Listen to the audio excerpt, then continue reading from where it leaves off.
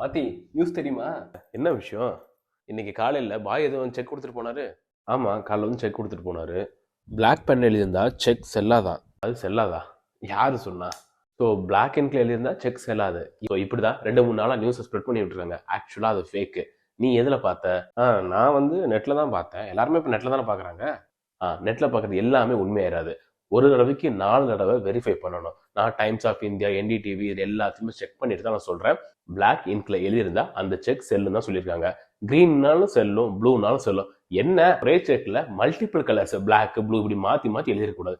அப்படி இருந்தாதான் செல்லாதுன்னு சொல்லுவாங்க. நான் இவ்வளோ கான்பிடென்ட்டா சொல்றதுக்கு காரணம் ஆர்பிஐ கைட்லைன்ஸ்ல போய் செக் பண்ணி பார்த்தேன். ரீசெண்டா எந்த சர்க்குலரும் அவங்க ரிலீஸ் பண்ணல. இப்படி நியூஸை நம்ப வேணாம்னு சொல்லி ஆர்பிஐல இருந்தே ரிலீஸ் பண்ணியிருக்காங்க. அதுதான் நியூஸ். அதனால எந்த ஒரீஸும் வேணாம். சரி, இப்போ லாஸ்ட்டாக ஒரு கொஸ்டின் கேட்டு போறேன். ஒரு செக் லீஃபோட விலையும் ஒரு செக் புக்ல எத்தனை லீவ்ஸ் இருக்குன்னு கரெக்டாக சொல்லுங்க பார்ப்போம்.